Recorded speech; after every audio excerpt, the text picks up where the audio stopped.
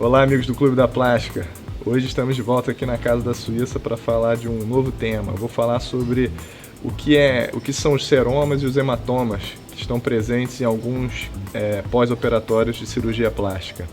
Bom, isso é uma dúvida bem frequente que pega os pacientes, não antes da cirurgia, mas logo depois da cirurgia.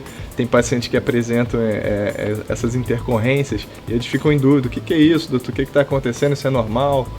Então, eu vou diferenciar uma coisa da outra, né? Vou explicar o que é o seroma, o que é o hematoma e como a gente trata essas duas intercorrências no âmbito da cirurgia plástica.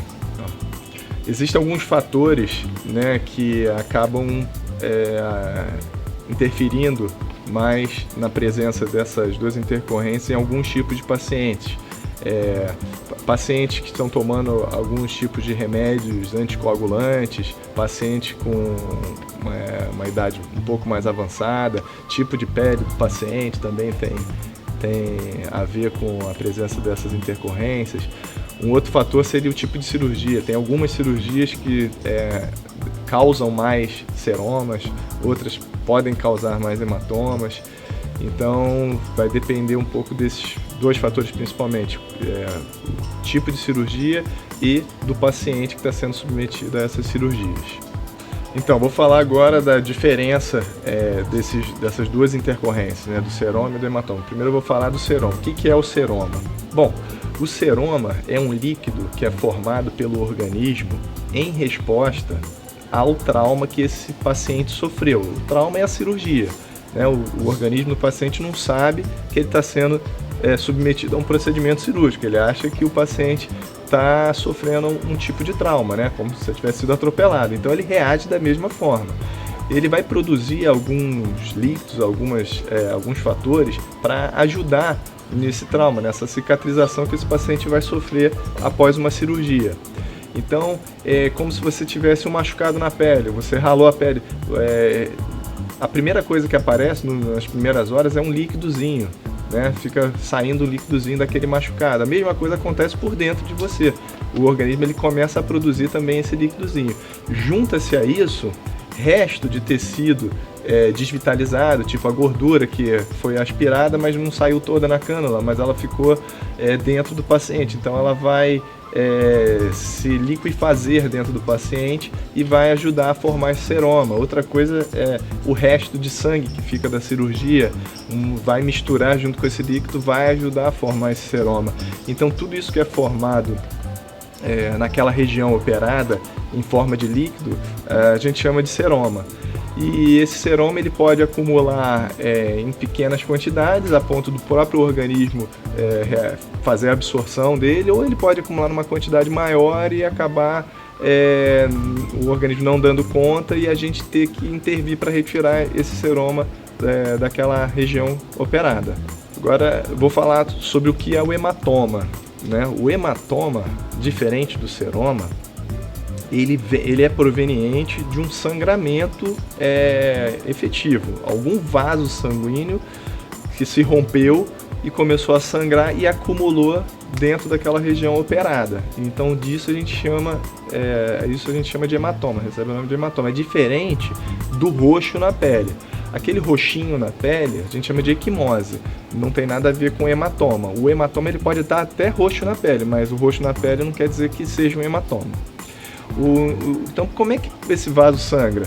Quando acaba uma cirurgia, a gente não deixa nenhum vaso sangrando, né? A gente cauteriza todos os vasos, ou amarra os vasos e acaba a cirurgia, não tem nada sangrando. Porém, pode acontecer alguma coisa no pós-operatório que esse vaso que antes a gente coagulou, ou a gente cauterizou, ou a gente amarrou, ele possa voltar a sangrar, tipo que um esforço a mais que a paciente faça, ela foi levantar da cama, escorregou, apoiou com a mão e aí fez um esforço maior que pode romper esse vasinho. Um aumento da pressão arterial no pós-operatório, nas pacientes hipertensas, pode ocasionar também um rompimento desse vaso. Então, alguma coisa externa pode causar o rompimento desse vaso, ou até mesmo a paciente não teve nada, não fez esforço nenhum, mas aquele vaso que estava amarrado resolveu romper novamente e sangrar. Então, o acúmulo desse sangue recebe o nome de hematoma. Uma outra causa também no pós-operatório, a paciente pega um resfriado 2 dias, 3 dias depois da cirurgia, começa a tossir muito, espirrar muito, e isso pode forçar demais a musculatura abdominal, no caso das abdominoplastias, e aí algum pontinho que foi dado ali amarrando um vaso pode se romper e causar um sangramento. Isso é uma outra causa também do hematoma numa fase pós-operatória um pouquinho mais tardia. Bom, então como é que se trata essas intercorrências, né? No caso do seroma, a gente vai primeiro medir esse seroma. O cirurgião ele vai examinar a paciente, vai ver se esse seroma é numa quantidade grande que ele tem que funcionar, né? Ele tem que retirar, ou se é uma quantidade pequena que só com as drenagens linfáticas mesmo vão auxiliar no próprio organismo a fazer a absorção desse seroma e depois ele ser eliminado pelo próprio organismo através da urina da paciente. Então, vamos supor que esse seroma esteja numa quantidade grande que a gente tenha que fazer algum procedimento. O que a gente vai fazer? No caso precoce, o seroma, né, precoce, que aparece logo na primeira semana, após a cirurgia, a gente faz um botãozinho anestésico na pele da paciente, onde está esse seroma, usa uma agulha para fazer a punção, a retirada desse seroma.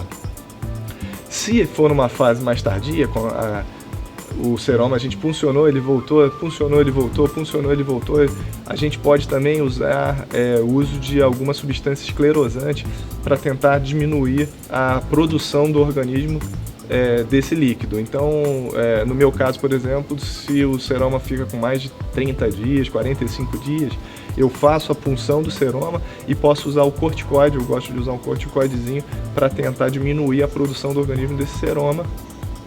E aí a gente consegue que aquela região fique mais sequinha, não produza mais líquido e a paciente fique livre dessa intercorrência. Um outro tratamento que a gente tem que sempre fazer quando faz uma punção de seroma é comprimir aquele local. O paciente geralmente já está usando uma cinta no pós-operatório, a gente usa além da cinta um acolchoadozinho naquela região para fazer uma compressão maior naquela área onde está sendo produzido o seroma.